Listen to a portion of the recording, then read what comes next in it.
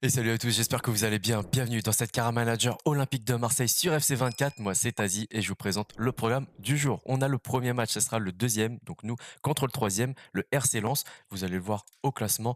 Donc on a 2 points de retard par rapport au PSG. Ça, c'est plutôt une bonne nouvelle puisqu'ils ont un match de plus. On a la possibilité soit de les égaliser au niveau de points, soit passer devant. Donc il va falloir très bien négocier ce match contre Lens. Pour la suite du programme, on a une demi-finale de Coupe de France contre Auxerre, c'est juste là. Et ensuite, je couperai au montage le match contre Nantes.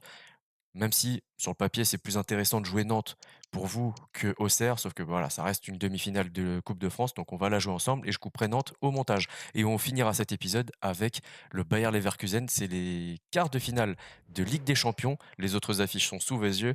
Inter Milan, Barcelone, Milan AC, Liverpool, Arsenal, Manchester City, Bayer Leverkusen, Olympique de Marseille.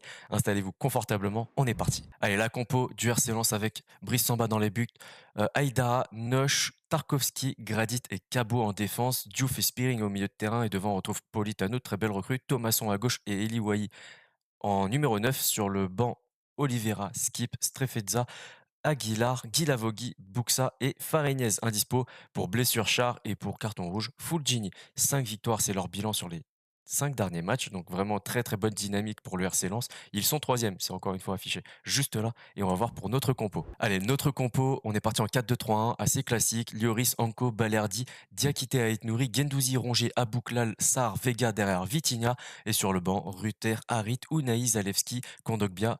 Alors pas le jeune, on va l'enlever de là. Il a rien à faire ici. On va mettre Enjoy, tiens. Et Pacho. Voilà, tout simplement. On joue ce match-là au Vélodrome, toujours en mode ultime. 3 minutes, le temps est dégagé. J'espère vraiment profiter de cette occasion-là pour passer devant le Paris Saint-Germain. On en a l'occasion et il faut surtout pas la rater. Allez, c'est parti. Et surtout, tiens, je suis en train d'y penser. C'est vrai que la dernière fois, on s'était arrêté sur une tôle. On s'est vraiment pris une tôle par Reims. 4-0, il me semble, hein, de mémoire. Donc il va falloir vraiment rebondir très vite et très fort maintenant face à Lens. Parce qu'on aurait pu être premier déjà à la base depuis le dernier match. Mais bon, encore une fois, il y a un match nul du côté du PSG et il va falloir profiter de cette occasion-là. Et pourquoi pas tout de suite. Ouais, c'est un peu trop fermé. C'est un peu trop fermé pour Gendouzi. Il n'a pas l'habitude de se retrouver à cet endroit-là pour conclure une occasion. On va pas lui en vouloir.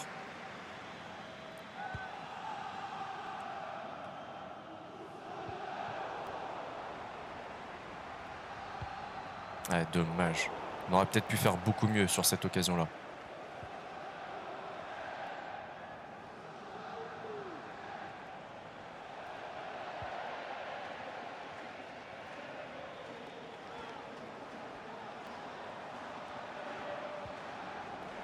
Bien défendu.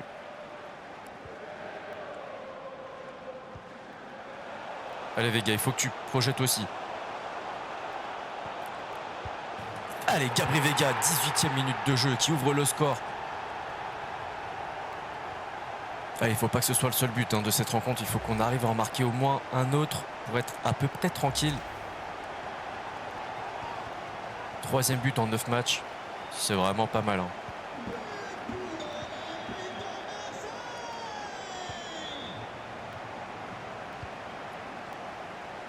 De beaux débuts pour Gabri Vega avec l'OM. Un retour en Europe plutôt intéressant.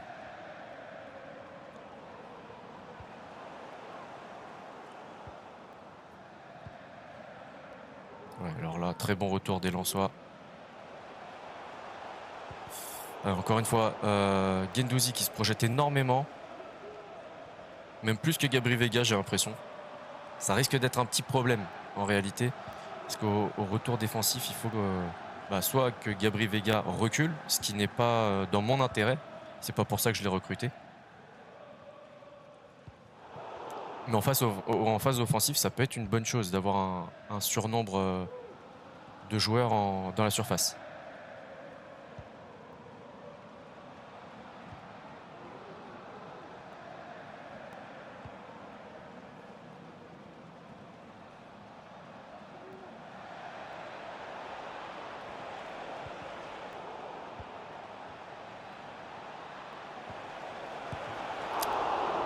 Belle intervention du Golioris.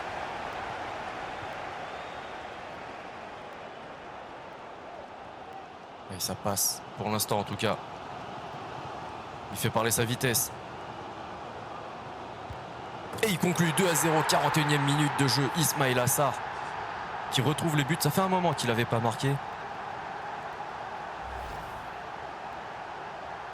Là, c'est purement sa vitesse qui a fait la différence. Face à Brissamba, c'est assez étonnant quand même de marquer aussi facilement. Et on n'a pas vu son nombre de buts. Ça, c'est dommage par contre. J'aurais bien aimé le savoir.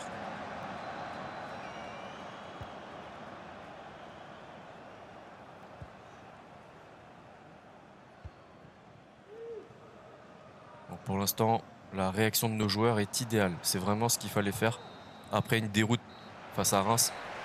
À la mi-temps, 44-56 pour la possession. 3 tirs contre 1. Pas tous cadrés, mais bon, c'est pas grave. Pour l'instant, on mène et on va se focus là-dessus. C'est le résultat qui prime aujourd'hui. Avant même le beau jeu, avant même la maîtrise du jeu. Alors, c'est mieux si on les a, évidemment. Mais aujourd'hui, l'objectif, c'est vraiment les 3 points et essayer de passer devant le Paris Saint-Germain. Ça risque d'être compliqué. Quoique. Allez, Vitinha et le 3-0. Et un joueur indéfini qui est sur le départ du PSV. Bon, ok, on prend l'info, mais on ne sait pas quoi en faire. Allez, Vitinha. Qui célèbre devant les... Alors, il y a 3 ou 4 Marseillais devant, mais vraiment, faire la célébration à cet endroit-là, bon, c'est un peu moyen quand même.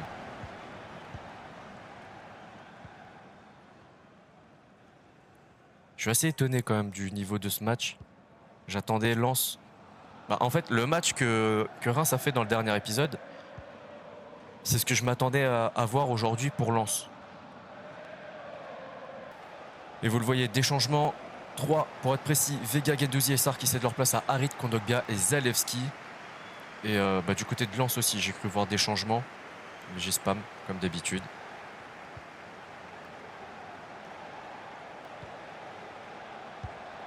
Ouais, Strefezza qui est rentré à la place de Cabot, il me semble.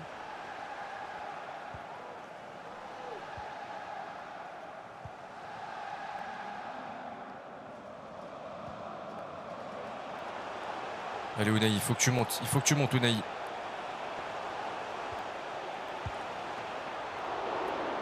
C'est dommage. Allez, 78e.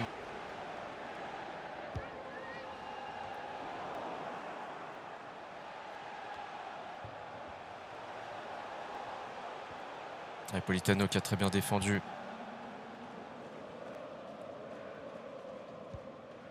Attention. Bien Balardi.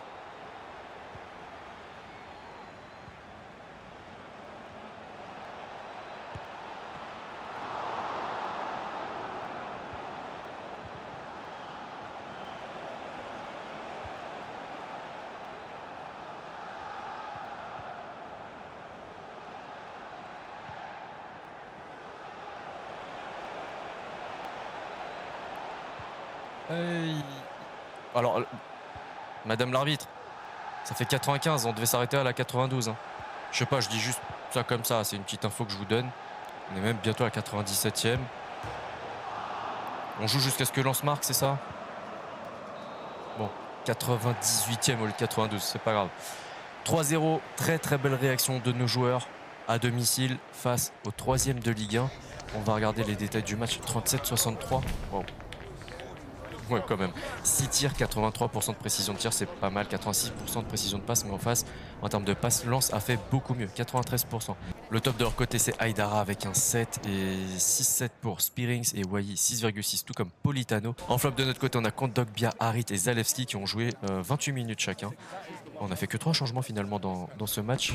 Bon, bah c'est pour le pire, parce que vous le voyez, les autres qui sont rentrés, Guendouzi était à 7, Sarr 9,7 avec un but et une passe D. Et le top, par exemple, Vega, un but et une passe D. 10 sur 10. Vitinha, 9,8, pareil, un but et une passe D. Finalement, très très belle performance aussi du Golioris avec un 8,1. Allez, mission accomplie pour ce match. On est passé à un point du PSG devant, donc ils ont bien subi une défaite. Alors c'est qui les a fait tomber?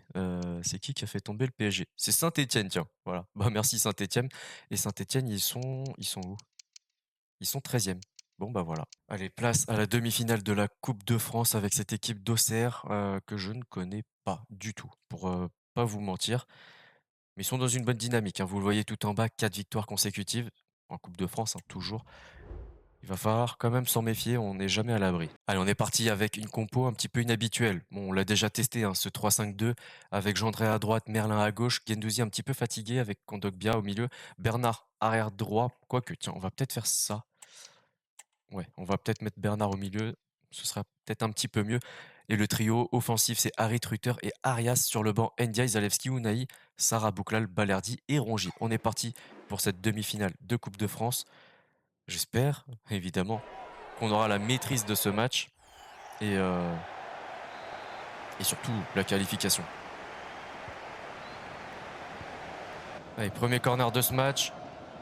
Ça va pas donner grand-chose pour l'instant.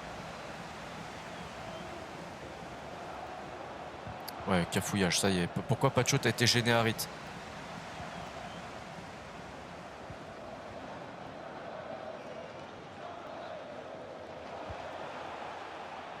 Bon, pour l'instant, c'est vraiment un match un petit peu brouillon. C'est pour ça que j'ai dû couper facilement le premier quart d'heure. C'est assez brouillon des deux côtés, hein, pour rien vous cacher. Toujours pas de tir cadré, toujours pas d'occasion dangereuse.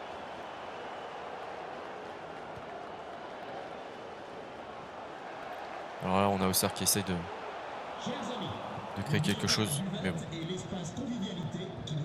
Allez.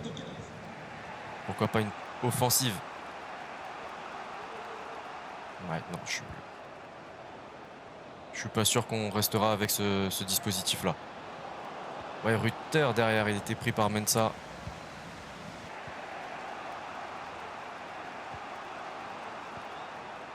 Pas de hors-jeu? Non, pas de hors-jeu. Allez Merlin, à toi.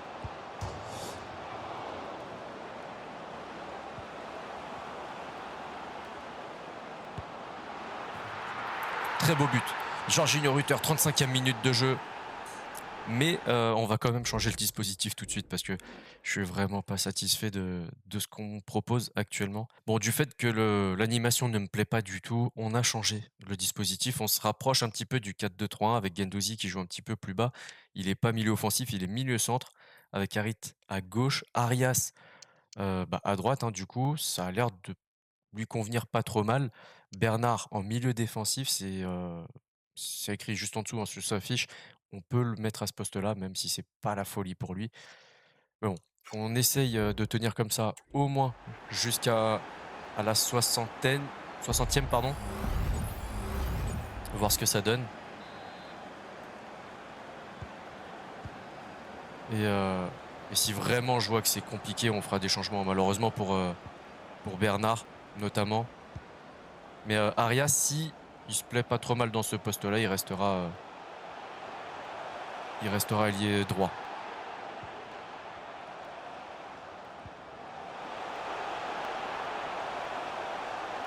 Bien joué Pacho, pas de faute. Et c'est la mi-temps. Bon, alors en vrai, il n'y a rien eu de fou dans cette première mi-temps à part l'occasion qui nous a donné le but. On voit qu'on n'a pas forcément la maîtrise dans la possession. En même temps, on a commencé le match avec un dispositif un peu particulier et bah, la compo elle est tout aussi particulière. Hein. Vous le voyez, Arias à droite, Bernard en milieu défensif alors que c'est un défenseur centre. C'est quand même assez particulier. Allez, on est reparti pour cette deuxième période.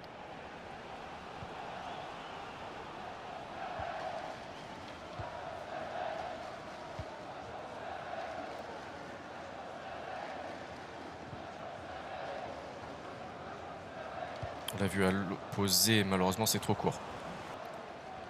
Ah, ils ont bien fermé le milieu de terrain là. On arrive à rentrer de temps en temps, mais c'est... Oui, avec Gendouzi. Et le 2-0, ça y est.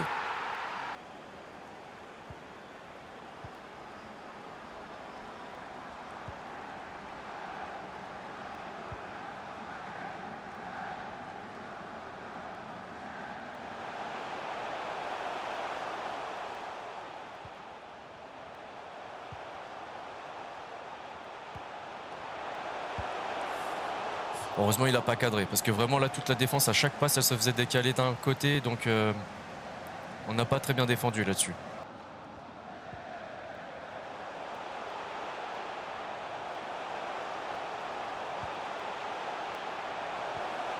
Non, non, non.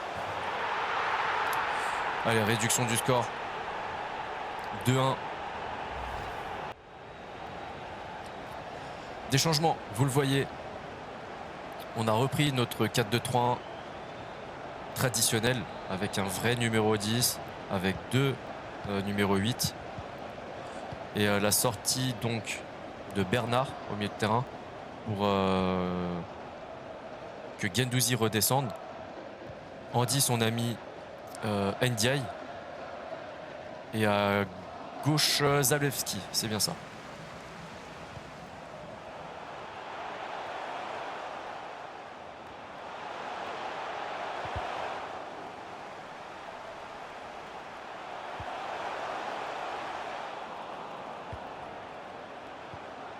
Allez, Arias. Oh, ça passe. Non, Arias, il faut que tu prennes l'autre côté, c'est mieux. Oh, ce genre de passe, comment tu peux faire ce genre de passe? Ouais, c'est pas mal. Allez. Allez, Arias, t'es rapide. Tu peux le faire. Ouais, t'es aussi fatigué. Là, le but, c'est de tenir, vraiment.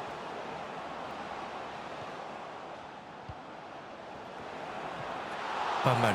Vraiment très bien joué, le centre de Guendouzi. Et un dernier changement pour Auxerre.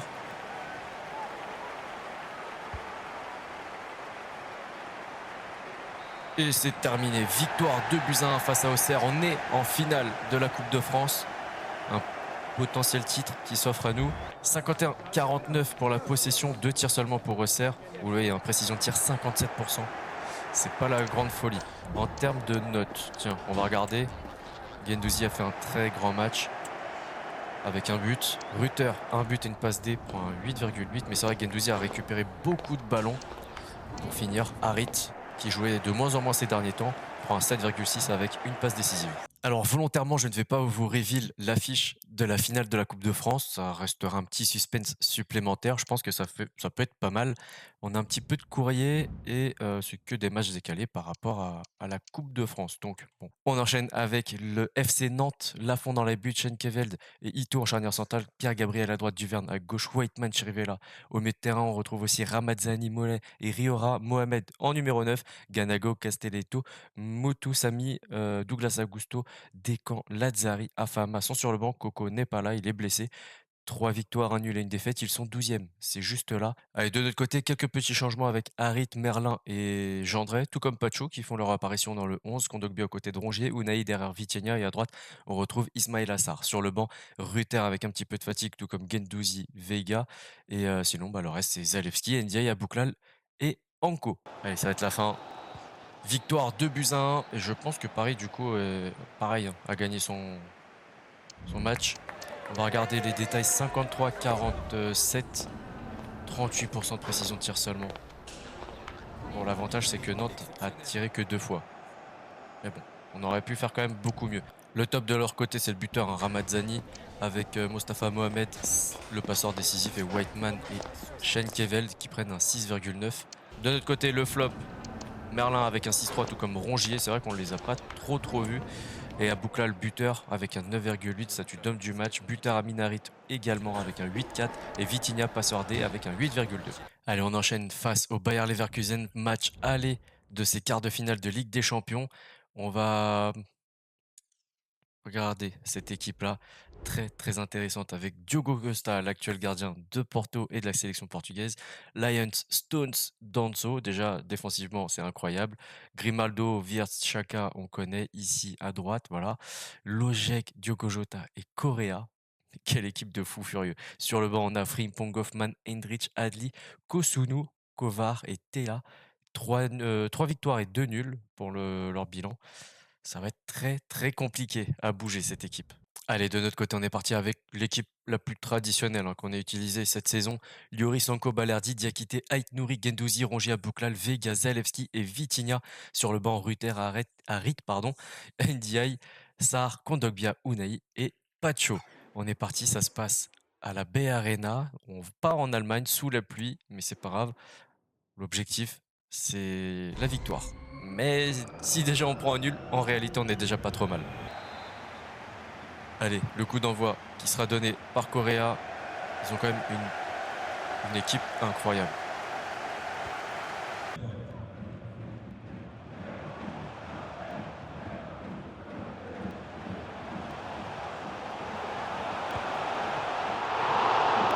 Voilà, eux ils l'ont vu et ils sont partis tout de suite dedans.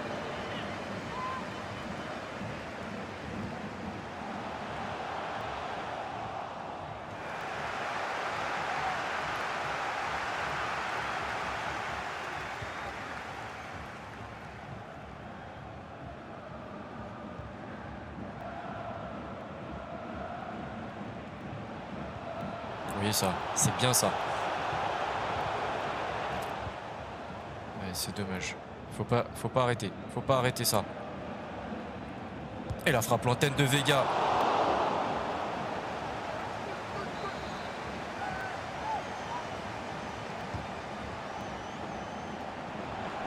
Oui, ouais.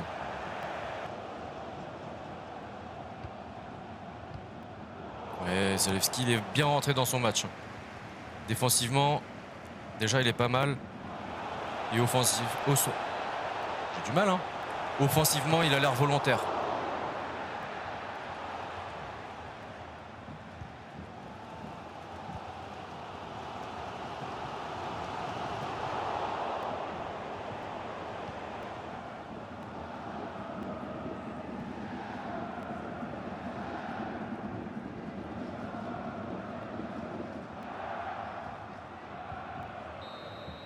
Ouais, c'est la mi-temps, toujours 0-0.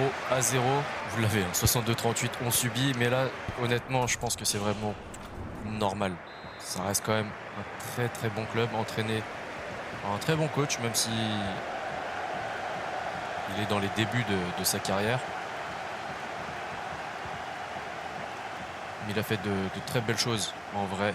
Donc, il n'y a pas de raison qu'il ne le fasse pas aussi dans le jeu.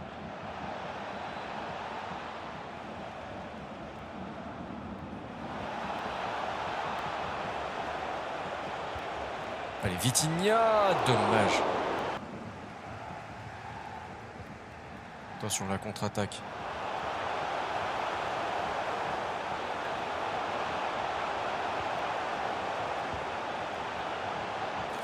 Heureusement le retour d'Ait Nouri, parce que là, vraiment, deuxième poteau était tout seul.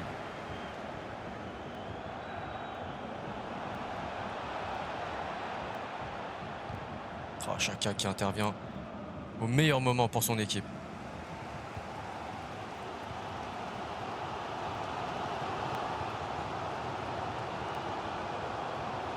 Et là, on est rentré dans une phase de...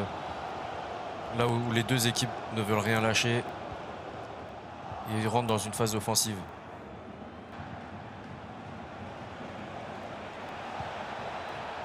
Ouais, trop lointain, mais c'est pas grave. Tant qu'on perd pas la balle.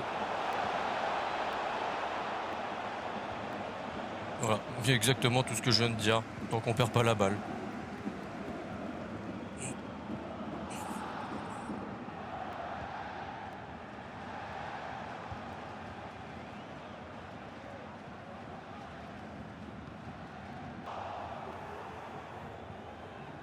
Et on n'a pas fait de changement. Aucune des deux équipes n'a fait de changement. Je suis en train de m'en rendre compte.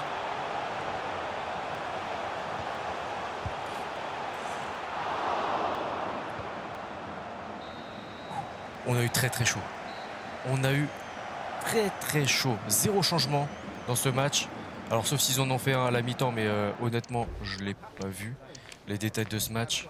57-43, pardon. 3 tirs contre 5. 60% de tirs cadrés. Le top de leur côté, c'est Stones avec un 7,6 et Danzo 7,3, tout comme Jota et Diogo Costa. Donc, le point positif, c'est qu'on les a obligés à défendre. Et offensivement, c'est pas la folie, hein. Ils ont personne à part, Lojek qui est vraiment un joueur offensif, on va dire, et Correa 6-9. En soi, on n'a pas trop mal géré ce match-là. En flop, nous, c'est Rongier avec un 5-9, Ait Nouri avec un 6 et Vitinha 6-1. Malheureusement, il n'a pas trouvé la faille. Et en top, on a Lloris, Zalewski et Diakité. Donc, c'est là où on voit que c'était un match très équilibré. Allez, la note positive de cet épisode, c'est qu'on est repassé devant le Paris Saint-Germain avec un petit point d'avance seulement et qu'on n'a pas perdu notre match aller, en Ligue des Champions face au Bayer Leverkusen. Donc le match retour, ça sera au Vélodrome et je compte sur la ferveur de nos supporters pour nous aider à galvaniser nos joueurs et à aller chercher cette victoire et la qualif en demi-finale de la Ligue des Champions. Si cet épisode vous a plu, le petit like, le partage, le commentaire, l'abonnement. Et si c'est pas déjà fait, pensez à activer la petite cloche pour ne rien rater de ce qui se passe sur la chaîne. Bientôt le reveal des 2 prochaines carrières pour FC25. D'ici là, prenez soin de vous, prenez soin des vôtres. À la prochaine. Ciao, ciao.